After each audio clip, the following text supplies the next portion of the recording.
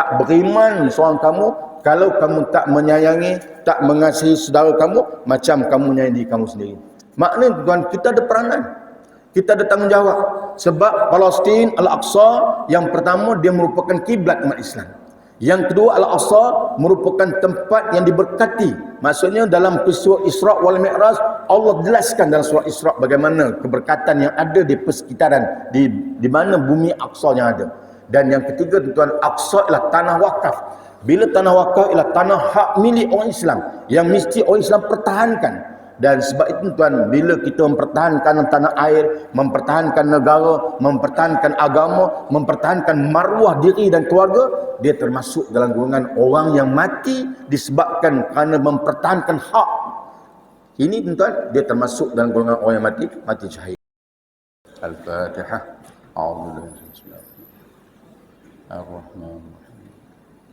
Iyyaka na'budu wa iyyaka nasta'in. Ihdinas siratal mustaqim, siratal ladzina an'amta 'alaihim ghairil maghdubi 'alaihim. Assalamualaikum warahmatullahi wabarakatuh.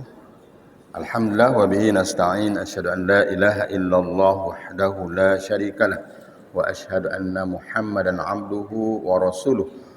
Allahumma shalli wa sallim wa barik ala sayyidil mursalin wa ala alihi wa sahbihi wa man tabi'ahum amma ba'du. Qala Allah Ta'ala a'udzu billahi minasyaitonir rajim. Qul huwallahu ahad, Allahus samad, lam yalid wa lam yulad wa lam yakul lahu kufuwan ahad. Shadaqallahul azim. Yang dimuliakan Tuan Imam bersama pegawai dan ahli kuasa, para ustaz, tuan-tuan guru, tuan-tuan hadirin muslimin muslimat yang dirahmati Allah sekalian. Alhamdulillah, pertamanya kita bersyukur kepada Allah Subhanahu wa taala kerana dengan izinnya juga pada pagi ini Allah memilih kita untuk sama-sama dapat menunaikan solat fardu subuh secara berjamaah, dan kita bersyukur Allah berikan kelapangan masa dapat sama-sama duduk dalam majlis ilmu. Marilah sama-sama kita niat iktikaf, mudah-mudahan sepanjang keberadaan kita ada manfaatnya. Tuan-tuan sekalian, an-nasu halikuna ilal alimun wa alimuna halikuna ilal amilun wa amiluna halikun ilal muhlisun. Sesungguhnya manusia ini binasa melainkan dia berilmu, dan orang yang berilmu juga binasa melainkan dia beramal, dan orang yang beramal juga binasa melainkan dia muhlisun, dia mengikhlaskan hatinya kepada Allah. Marilah sesama kita ikhlaskan hati, mudah-mudahan Allah Ta'ala memberikan kita kefahaman dan juga kebaikan dengan keberadaannya kita dalam majlis ilmu. Tuan-tuan sekalian, menyedari hakikat kehidupan kita sebagai seorang insan, hidup ini merupakan inna lillah wa inna ilaihi raji'un. Setiap kita akan kembali menemui Allah Ta'ala. Cuma masa, bila, di mana, kita tak tahu. Tapi yang pasti, tak kira siapa dia. Orang besar ke, orang kecil ke, orang kaya ke, orang miskin ke, dia akan balik menemui Allah Ta'ala. Kenapa tuan, bila hidup di alam dunia, kullu nafsin za'iqatul maut. Setiap yang hidup ni akan menemui kematian. Sebab tu kita kena ingat, dalam kehidupan kita yang semakin hari semakin pendek, bila meningkat usia kita, bertambah umur kita, bermakna makin berkurangan waktu dan ketika saat kita diberikan peluang kehidupan di alam dunia. Baik sekalian, kalau kita merenung dalam hidup ni, kita ada 3 hari je. Ada 3 hari je. Pertama, hari kita adalah hari yang telah berlalu, mana hari semalam.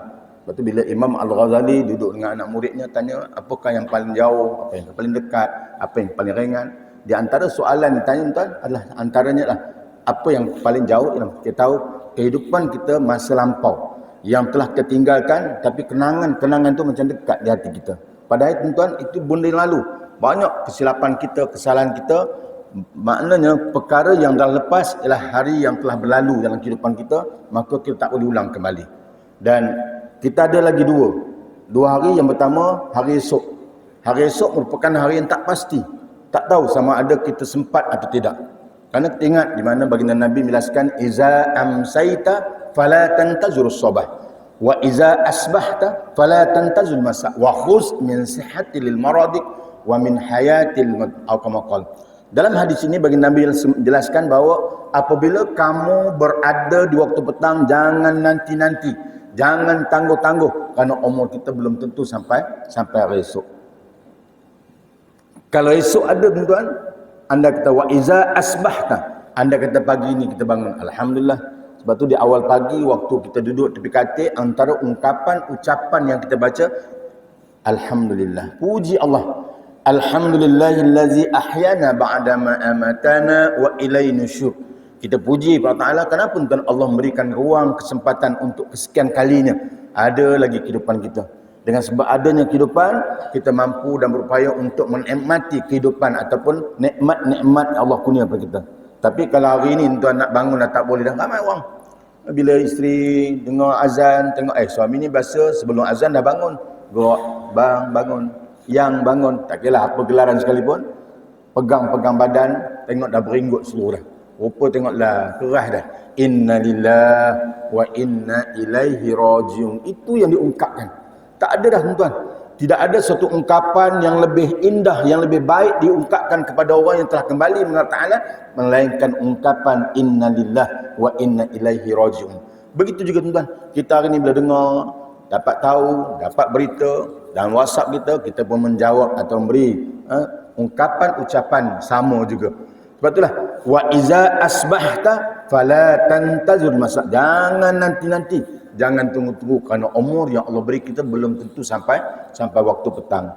Wa khuz min sihhatil maradik wa min hayati lil mati. Ambillah kesempatan, ambillah peluang waktu kamu sihat sebelum datang waktu sakit. Waktu kamu hidup sebelum datang waktu mati kamu. Maksudnya tuan-tuan, mana kita ada satu hari ini, dua hari yang kita akan menentukan sejauh mana kita mengatur kehidupan sesungguhnya hari ini merupakan hari yang terbaik. Kita membina sesuatu yang kita doa, minta dengan Allah Ta'ala. Allahumma minta Allah supaya Allah jadikan kita, Allahumma inna nas'aluka ilman nafi'ah wa rizqan halalan thayyibah wa amalan mutaqabbalah. Dan kita minta ada benda tuan-tuan dalam hidup kita minta, biarlah Allah jadikan kita ni orang yang menuntut ilmu, datang kelas ilmu, duduk mana-mana sekali belajar. Dengan kita belajar sama ada formal dan tak formal, maka ilmu tadi ialah ilmu yang boleh memberikan kemanfaatan, menyuluh jalan menuju kepada kebenaran untuk mengelokkan amal ibadah kita supaya kita dapat melakukan ibadah dengan sempurna. Sebab itulah bila orang menuntut ilmu tuan, ada beberapa kelebihan. Man yuridu billahi khairan yufaqqih fi din. Allah berikan kepahaman agama, reti tentang halalnya halal, haramnya haram, makruhnya makruh. Dan sebab itulah bila orang duduk dalam majlis ilmu, yang kita harapkan ialah diri kita sendiri, supaya daripada kita ragu-ragu, kita was-was tentang suatu, datang sifat yakin, percaya bahawa sesungguhnya ilmu yang kita miliki itu ialah benda yang benar, yang mampu mendidik, membentuk jiwa dan hati kita untuk menjadi hamba yang mendekatkan diri Allah Ta'ala dan beramal dengan amal yang betul. Dengan kita hadir majlis ilmu tuan, akan merombak diri kita dari rasa kita hebat, kita mulia, kita sombong, jadi orang yang tawaduk, rendah hati. Rupanya banyak benda lagi dalam hidup ni kita tak tahu, yang perlu kita pelajari, yang kita ada kesilapan dalam tindakan dan amal yang kita lakukan sebelum ini. Dengan hadirnya majlis ilmu tuan, daripada kita beramal awalnya memang kita buat hanya sekadar-sekadar je, bukan kerana betul-betul untuk beramal, tapi bila kita menyedari hakikat bahawa inilah amalan yang kita belajar nak membawa diri kita, nak membetulkan hakikat hidup kita, nak menentukan di mana kedudukan kita, maka kita akan beramal dengan amal ikhlas. Buang segala sifat-sifat yang buruk laku, maka kita akan amalkan benda ni menjadi amal ikhlas, bukan kerana tujuan yang lain, melainkan yang pertama ikhlasnya hati kita beramal kepada Allah Ta'ala, dan yang kedua kita ikut mutaba'atin Nabi Muhammad sallallahu alaihi wasallam, ikut cara dan kaedah yang tunjuk Nabi. Kalau ada dua sifat tuan, hati ikhlas, ikut cara Nabi, maka ada ganjaran pahala. Tapi kalau buat ikhlas ikut dan, tak jadi juga. Maknanya dengan majlis ilmu yang kita hadir, dia membentuk jiwa dan hati kita menjadi orang yang lebih memahami, boleh mengetahui, mengenal hakikat diri kita sebagai hamba, dan kita sangat bergantung mengharapkan Allahu Samad, lam yalid wa lam yulad wa lam yakul lahu kufuwan ahad. Tahu kita bahawa sungguhnya setiap detik waktu kita, pergantungan pengharapan kita hanya pada Allah Ta'ala.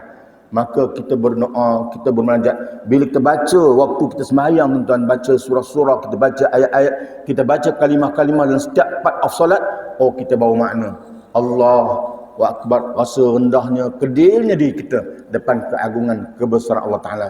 Tapi kalau tidak tuan, kita hanya buat lepas tanggungjawab. Hatta kadang sembahyang apa benda, barang sembahyang, kita tak ambil satu pendekatan atau satu perkara yang menjadi kepentingan bahawa sesungguhnya amal ibadah kita inilah yang menjadikan wa amalan mutaqabbalah. Maksud dan kita mencari rezeki, Bila kita ada ilmu dalam mencari rezeki, pastikan kita tahu setiap rezeki yang kita peroleh, dia kedua soalan. Dari mana awak dapat? Ke mana awak belanjakan? Jadi kita akan berwaspada. Maksudnya setiap kita tahu kullu lahmin nabatat minal haram fanar ala bih. Mana tubuh jasad ni yang kita bawa makan, bawa rezeki kita, bagi makan anak-anak kita untuk diri kita, kalaulah benda yang kita makan tuan daripada sumber bahan dan juga penyediaan yang tak betul, bercanggah dengan syarak, maka tuan kita berhati-hati, takut benda itu nanti menjadikan darah daging yang akan akhirnya menjadi bahan bakaran api neraka ta'ala. Sebab tu kita kadang-kadang makan, kita lupa nak makan tuan. Jarang orang lupa makan, tapi kita lupa nak mengingatkan doa waktu makan. Allahumma barik lana bima razaqtana wa qina azabannar. Walaupun ada perselisihan pendapat tentang doa ni nak baca tak baca, tapi bila kita baca doa ni menunjukkan bukan kita nak keberkatan dalam rezeki yang menjadi darah daging kita, tetapi tuan apa yang Allah kurniakan kita, tetapi kita nak juga supaya apa yang kita lakukan, apa yang kita nikmati, apa yang kita miliki, jangan sampai peringkat menyebabkan kita menjadi bahan bakaran api neraka. Wa qina azabannar, menjauhkan kita pada api neraka. Tuan-tuan sekalian, sebab itu tuan-tuan sekalian, kalau kita mengambil pandangan Imam Asy-Syafi'i, bila menyatakan bahawa bila seseorang itu Allah naikkan darjat, maka Allah Ta'ala datangkan dalam dirinya rasa kekurangan dan rasa kehinaan. Jadi kalau kita rasa diri kita ada lemah lagi, ada benda tak tahu, ada kekurangan lagi, maka itu tandanya kita dapat nilai kasih Allah Ta'ala. Malam tuan pagi ni insya-Allah kita nak bicara apabila Allah SWT menyayangi kita, apa tanda-tandanya? Sikitlah kita bincang ni. Maksudnya sebagai seorang insan, seorang manusia, memang hidup di alam dunia, kita selalu menyebut Bismillahirrahmanirrahim. Itu ungkapan Allah yang bersifat Ar-Rahman Ar-Rahim. Dan bila kita tahu Allah itu Maha Pengasih dan Penyayang, bagaimana? Kalau kasih Allah bagaimana, sayang Allah bagaimana, dan kita nak tahu, betul tak kita ni termasuk dalam golongan manusia yang memperoleh kasih sayang Allah Ta'ala. Sebab itu sekalian, antara para ulama membincangkan berdasarkan beberapa hadis dan juga ayat Al-Quran, mereka memberikan satu guideline sebagai satu panduan kepada kita. Bila Allah Subhanahu Wa Taala menyayangi kita, bila Allah Taala mengasihi kita, bila kita dalam pandangan Allah Taala, sesungguhnya tuan, yang pertamanya Allah Taala buka kepada kita pintu amal soleh, pintu amal kebaikan sebelum kita menghadapi kematian. Ini yang pertama. Maksudnya dalam hidup kita tuan banyak seluas-luas pintu. Kalau kira pintu taubat, Allahu Akbar, seluas-luas Allah buka. Tapi ramai mana orang nak beristighfar, ramai mana orang nak bertaubat, sedangkan dosa-dosa yang mereka lakukan terhadap diri dia sendiri dengan melakukan perkara-perkara fahsyat dan mungkar, dan kesannya akan merosakkan kehidupan akhirat. Dosa-dosa dengan orang lain, dosa-dosa dengan Allah Ta'ala. Yang tu Nabi Adam AS setiap detik dan waktu selama lebih 40 tahun berdoa, Rabbana zalamna anfusana wa in lam taghfir lana wa tarhamna lanakunanna minal khasirin. Kita kadang-kadang lupa tuan. Kita lupa diri kita ni lah seorang makhluk Allah Ta'ala dari sekecil. Daripada sekarang ni, kita bila tua-tua ni meningkat umur, barulah nak jaga sembahyang kita dulu. Tak kisah pun. Ramai mana kita tuan-tuan di waktu kecil dulu, kerana apa? Zaman kita muda, zaman tengah pok yeyeh dulu, kita lupa yang diri kita ni ada tanggungjawab sama waktu kita berusia sekarang ni. Dulu kita tinggalkan sembahyang, kita tak kisah soal halal haram, soal aurat dan berbagai bentuk amal-amal yang bercanggah dengan kehidupan kita sebagai seorang Muslim, kita ranggah, kita langgar je. Bila dah tua tuan, kita lupa tentang dosa-dosa kita.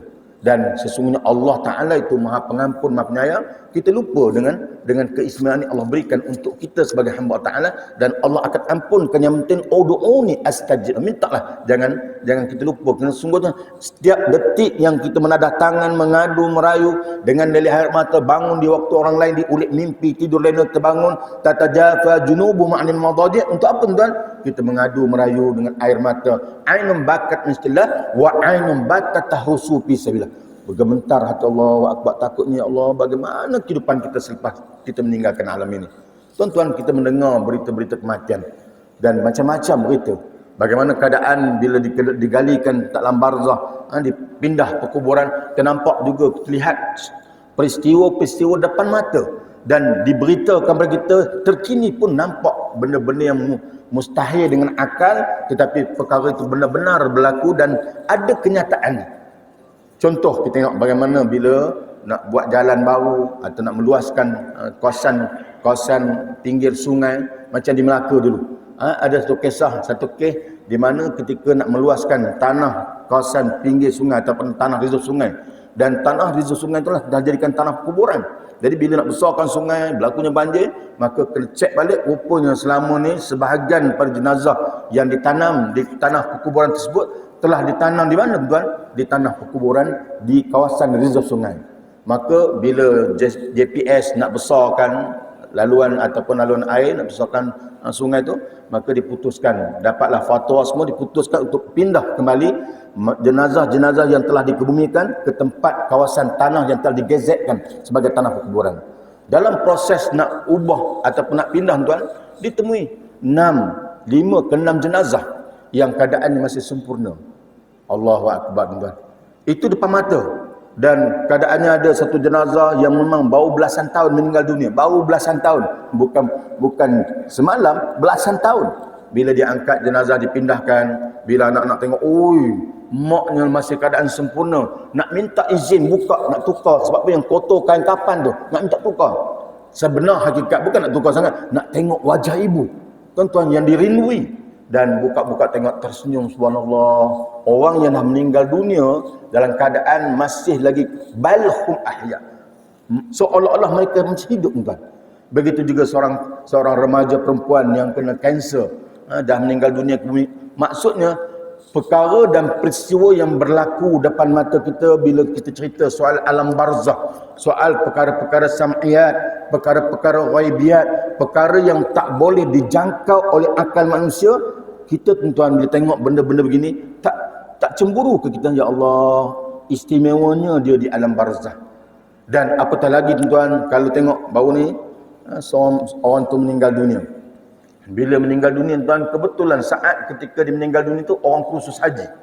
Bayangkan kalau tak ada kursus haji tuan, berapa orang yang datang sembahyang jenazah? Bayangkan peserta kursus haji itu datang menyembahyang jenazah. Maknanya mesti ada satu amalan kelebihan, orang boleh datang menyembahyangkan jenazah dia. Kebetulan saat Allah tentukan, ramainya orang mendoakan dia. Dan saya pernah lalui satu pengalaman tuan. Pernah satu pagi, tak tahu hati tergerak nak pergi satu masjid. Padahal tak ada apa pun. Nak berhenti teringat tak sembahyang duha lagi. Tengok ramainya orang.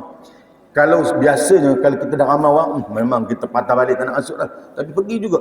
Masuk tengok ada parking, tengok tanya ada apa, dia kata ada kematian, ada orang meninggal. Lepas tu sampailah lepas sembahyang sunat tu jumpa dengan Tok Imam. Kebetulan Tok Imam tu kenal dan tanya siapa yang meninggal ni. Allah Ustaz, tengok orang yang datang menyembahyangkan jenazah dia tuan, macam sembahyang Jumaat tu ramainya. Hari biasa. Maksudnya bagaimana seorang insan yang biasa, yang bukan seorang orang yang terkenal, bukan artis, bukan ulama besar, bukan orang yang nama besar dalam kehidupan masyarakat, tapi orang biasa-biasa. Tapi bila saat ketika dia kembali menghadap Allah Ta'ala, Allah kurniakan kelebihan yang menyembahyang jenazah macam sembahyang Jumaat. Tanya Tok Imam, apalah kelebihan dia ni sampai Allah pilih ini? Tok Imam kata, dia ni Allah Akbar Ustaz, kalau tengok pagi-pagi datang ke masjid, setiap kali datang masjid ni, yang saya nampak pagilah, setiap kali masjid, pagi dia akan pergi. Kalau ada 7 tabung, semua tabung masjid dia pergi. Dia masuk. Berapa dia masuk, Allah Alam tak tahu. Zuhur masuk lagi, asar. Maknanya orang yang sentiasa hati ni bergantung, seronok dan masjid, dan dia tak kedekut dengan harta yang dimiliki. Itu satu sifat dia, kata Tok Imam lah. Yang kedua dia kata, dia akan datang ke masjid mana? Duduk sebelah tepi hujung, belah kanan imam tu. Situlah. Kalau nak tahu dia ada, tak ada, kat situlah tengok. Maksudnya, kalau tak pergi rumah anak cucu, tak keluar daerah, maka dia ada kat situ. Maksudnya setiap waktu tuan, dia ada sembahyang berjemaah. Orang yang sangat konsisten. Kemudian, bila datang awal pagi, memang dia akan buat sembahyang sunat sampailah menunggu dan baca Qurannya dan amal-amal biasa, rutinnya begitulah. Dan satu lagi, bila nak cakap tentang mengata orang ke, nak kata orang ni tak betul, kau tak kena, dia kata minta maaf saya dah. Dia tak nak dengar dan tak nak campur. Tuan-tuan bayangkan, wa iza tasabat ummati saqatat min anillah. Apabila umatku dalam keadaan caci maki, hina menghina, fitnah memfitnah di kalangan mereka, sesungguhnya mereka akan terdinding terhadang di rahmat dan kasih Allah. Bila Allah tak pandang kita, tuan, bagaimana kita jadikan diri kita sebagai hamba yang dikasihi Allah? Sebab tu hati kita ni kena betul. Makna ada kematian-kematian yang kita nampak depan mata kita, bagaimana pengurusan jenazahnya mudah, ketika menyembahyangkan jenazahnya orang ramai, dan kematiannya sentiasa orang memuji-muji dia. Allahu Akbar. Ini di antara kematian yang kita kena cemburui. Kalau hati kita tak ada rasa nak dapat meninggal, tengok mesti ada sesuatu kelebihan yang amalkan. Sama ada wirid ke Quran, nak menunjukkan kebanyakan peristiwa yang melibatkan orang yang dikebumikan, keadaan mereka masih hidup, masih macam orang hidup, tuan, yang tak reput tubuh jasadnya, ialah kebanyakan ialah mereka di kalangan para syuhada dan juga orang yang membaca Quran. Ini kelebihan orang Quran ni. Lepas tu kadang-kadang tuan, kita kena paksa diri kita nak beramal ni. Nak sembahyang sunat, nak baca Quran, nak berzikir, nak berselawat, memang malas. Makin tua makin malas, tuan. Nak bangun tengah malam 2 rakaat, payahnya. Kena lawan dengan jiwa kita. Sebab tu kita kena paksa. Nak buat baik pun kena paksa. Kenapa, tuan? Bila Allah SWT membuka amal kebaikan untuk kita dan kita seronok buat baik, ini tanda-tanda Allah menyayangi kita. Maksudnya bila Allah menyayangi kita, mudah kita nak menguruskan hak Allah, dan bila kita jaga hak Allah, Allah akan jaga hak kita. Itu dia kehidupan formula kita. Kalau kita dapat rasa ni, tuan, insya-Allah kita akan melayari kehidupan alam dunia yang penuh tenang dan damai. Hari ni, tuan, mungkin kita nampak saudara-saudara kita satu kebaikan yang ada peluang bagi kita, hari ni mungkin tak nampak. Kita nak mati syahid, silakan, ada ruang. Sebab tu kalau tuan tengok bagaimana peristiwa yang berlaku di Palestin, kan peperangan yang Taufan Aqsa ni, dan yang kita nampak satu benda yang sangat luar biasa. Kenapa, tuan? Ada 3 sebab kenapa wujud ataupun kenapa Hamas membuat serangan yang mengejut ke atas Israel. Yang pertama, kenapa, tuan? Kerana suatu perjanjian normalisasi di antara beberapa buah negara Arab dengan Israel ni dah nak menjelma. Dan seolah-olah, tuan, ada suatu benda yang akan dicetuskan, yang kita nampak pengakuan dan pengesahan di dalam perjanjian di antara beberapa negara Arab, termasuk Emirat Arab Satu, termasuk Sudan dan beberapa negara yang berhampiran, tuan. Mereka akan menandatangani, mana ada yang tandangani, akan melaksanakan normalisasi, mana pengiktirafan, pengakuan bahawa ada satu negara yang diiktiraf oleh masyarakat atau negara-negara Islam yang nama negara Palestin. Yang kedua, tuan, dari zaman ke zaman sejak 1948 sampai hari ini, tengok bagaimana berlakunya serangan, peperangan, pergaduhan selama 75 tahun, bagaimana penginayaan, kezaliman, kekejaman yang dilakukan oleh negara yang tak sah, yang tak wujud, yang diwujudkan oleh British. Sama je di formula dia, sama je engineer dia yang mewujudkan negara kita Malaysia ni dan juga negara Yahudi tu. Sama, tuan. Dulu konsep mereka pecah pentah, ini British. Dan hari ini, tuan-tuan, dalam keadaan mereka memperjuangkan hak mereka, tanah air mereka, maka tengok wajah-wajah yang menemui kematian dengan keadaan mereka Allah pilih sangat istimewa. Kita baca cerita, dengar berita kematian mereka dengan wajah, dengan baunya wangi, bagaimana wajah mereka yang tersenyum indah.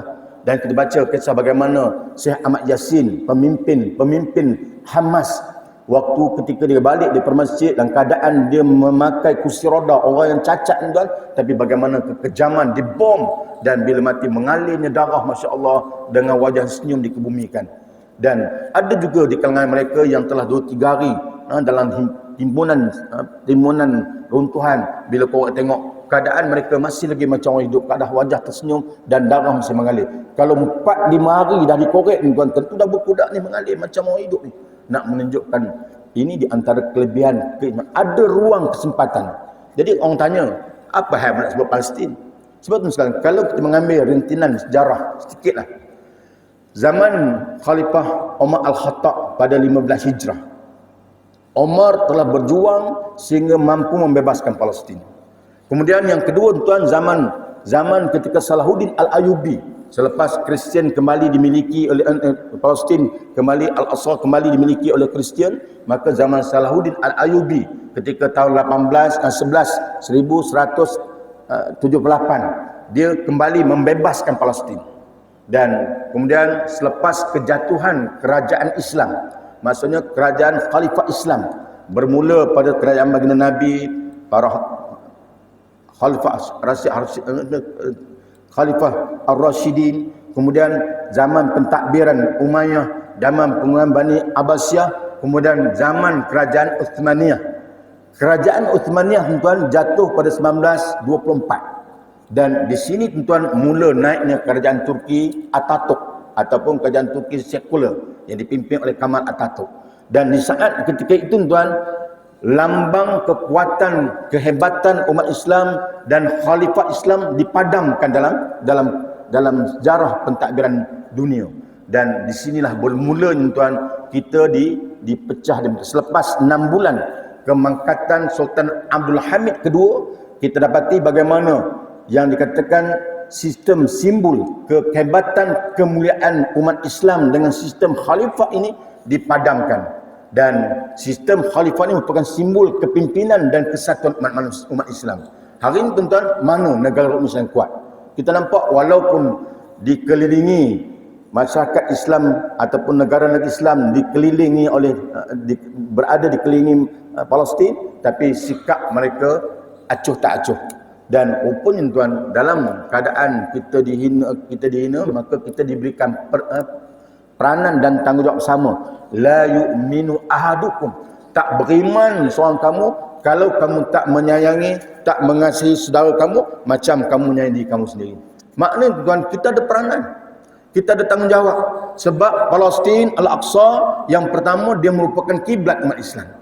Yang kedua, Al-Aqsa merupakan tempat yang diberkati. Maksudnya dalam peristiwa Isra' wal Mi'raj, Allah jelaskan dalam surah Isra' bagaimana keberkatan yang ada di persekitaran, di mana bumi Aqsa yang ada. Dan yang ketiga tuan, Aqsa ialah tanah wakaf. Bila tanah wakaf ialah tanah hak milik orang Islam yang mesti orang Islam pertahankan. Dan sebab itu tuan, bila kita mempertahankan tanah air, mempertahankan negara, mempertahankan agama, mempertahankan maruah diri dan keluarga, dia termasuk dalam golongan orang yang mati disebabkan kerana mempertahankan hak. Ini tuan, dia termasuk dalam golongan orang yang mati syahid. Itu kadang-kadang tuan kita tengok dalam kehidupan kita hari ini, bahawa kita ada peranan. Jangan sampai peringkat tuan, kita tak ambil kisah soal yang berlaku kepada saudara kita yang berada di Palestin, yang hari ini mereka telah dinafikan hak-hak mereka.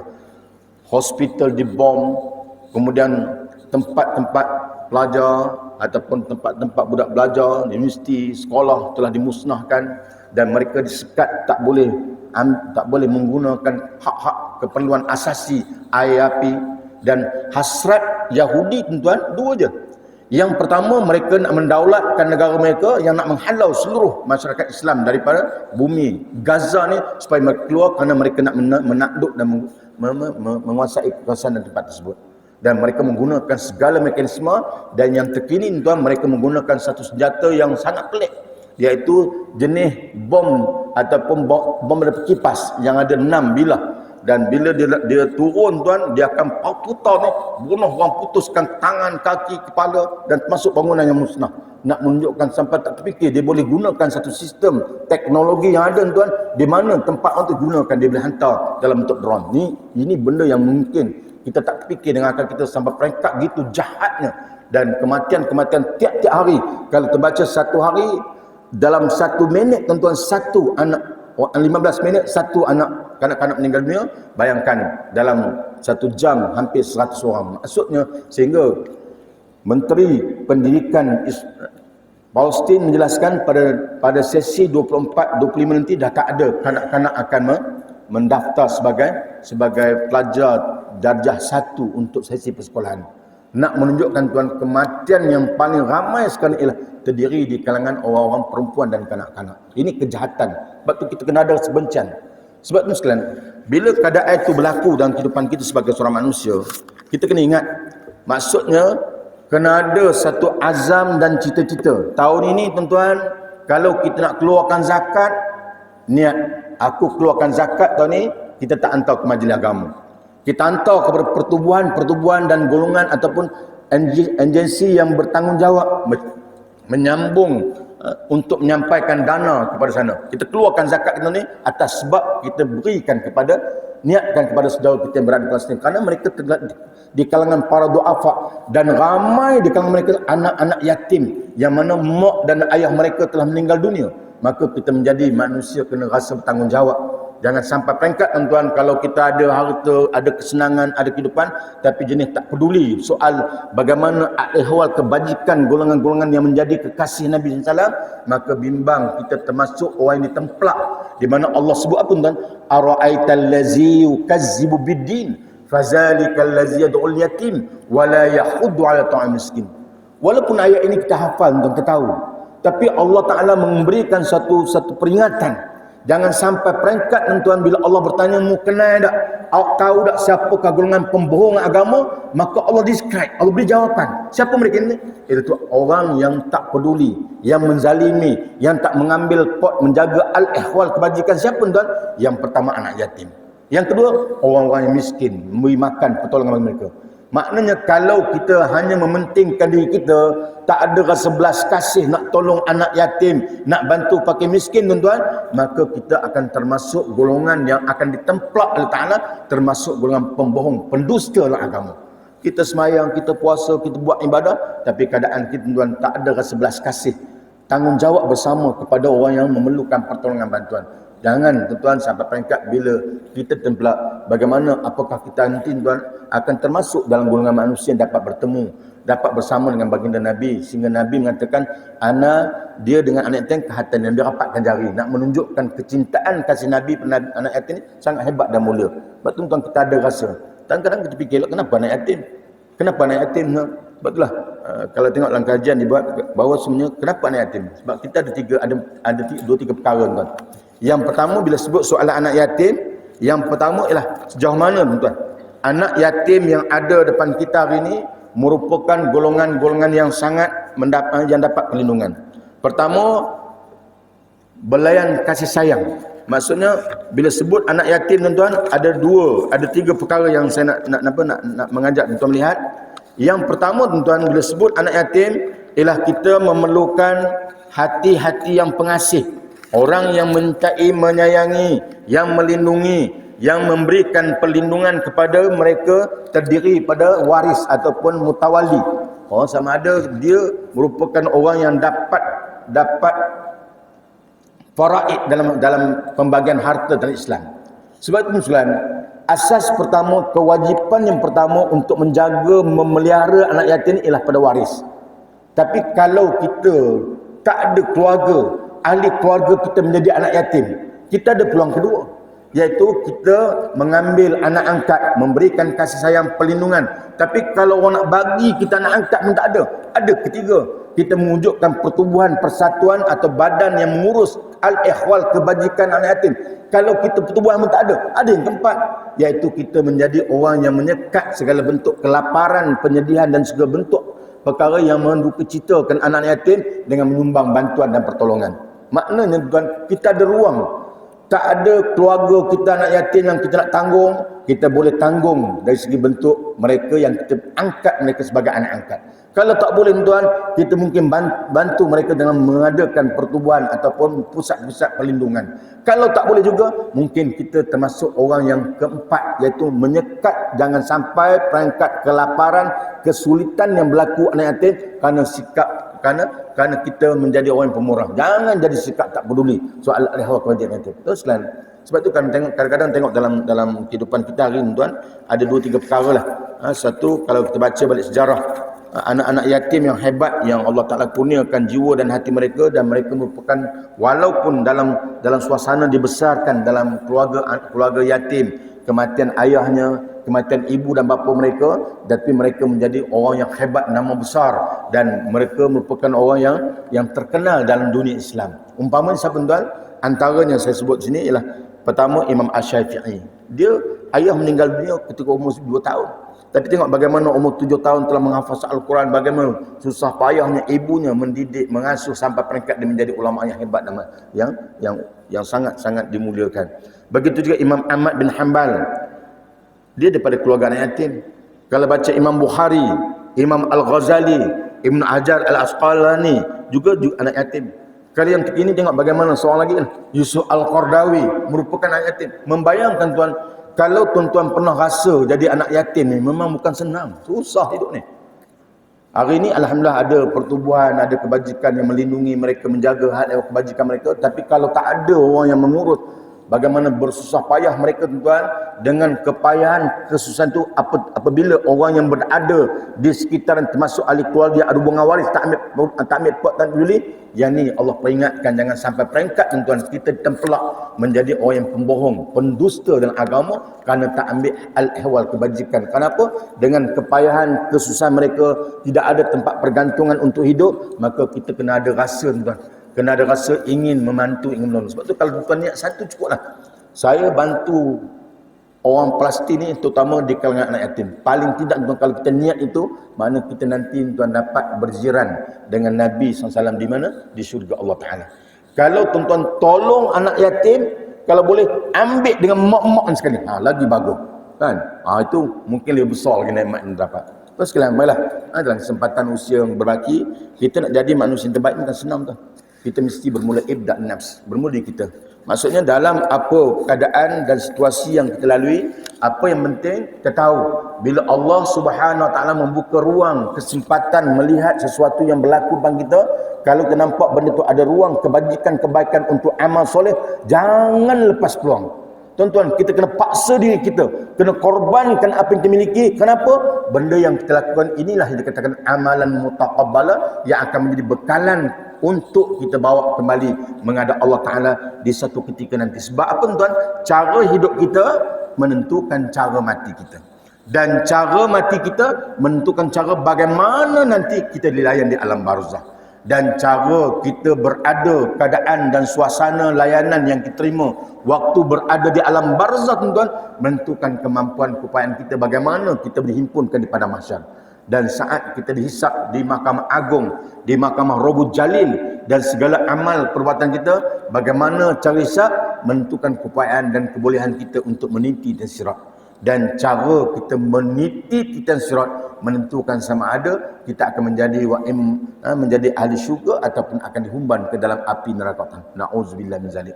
Maknanya tuan, di saat kita masih ada akal, kita masih ada keupayaan, kita masih hidup, mana kita ada pilihan.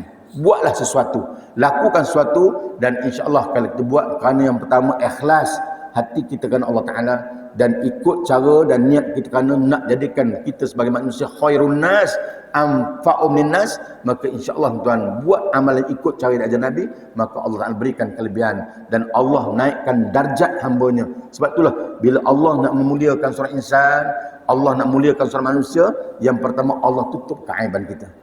Orang tak tahu siapa kita. Yang kedua, Allah berikan ruang kesempatan dan Allah berikan dia dapat beramal dengan amal baik, dan Allah ampunkan segala dosa-dosa dia. Bila kita dapat tiga benda ni tuan, Allah tutup aib kita ni. Kadang-kadang kita Masya Allah tahu kita memang tak elok, bangga dengan kejahatan, cerita kat orang, tak payah. Hak jahat kita, hak buruk kita tu minta ampun, mengadu orang. Kecuali kalau ada urusan kita dengan manusia, kita jumpa orang tu, minta kemaafan. Dan yang penting tuan-tuan ialah kita tahu hidup di dunia satu kehidupan sementara, dan kita akan kembali menghadap Allah Ta'ala. Jangan nanti tuan-tuan kita menjadi manusia yang hina di dunia, apatah lagi kehinaan akan terus kita kecapi, akan menjadikan kita hina di akhirat. Sekali itulah yang dapat kita bincangkan pada pagi ini. Mohon maaf dan terima kasih atas perhatian. Wabillahi taufiq hidayah. Wassalamualaikum warahmatullahi wabarakatuh. Bismillahirrahmanirrahim. Alhamdulillah amin hamdan hamidin hamdan syakirin hamdan yuafi ni'amahu yukafi majidah. Ya Rabbana lakal hamdu kama yanbaghi. Allahumma faqihna faqihna halana wa qarabatin lana fi dinina ya Allah ya Rahman ya Rahim. Allahumma ihdinas siratal mustaqim. Allahumma ihdinas siratal mustaqim. Siratal ladzina an'amta 'alaihim minan nabiyyin wasiddiqin wasyuhada'i wassalin. Rabbana zalamna anfusana wa in lam taghfir lana wa tarhamna lanakunanna minal khasirin. Rabbana atina fid dunya hasanah wa fil akhirati hasanatan wa qina azabannar. Wa sallallahu ala sayyidina Muhammad wa ala alihi wa sahbihi wasallam. Walhamdulillahi rabbil alamin. Taqabbalallahu minkum.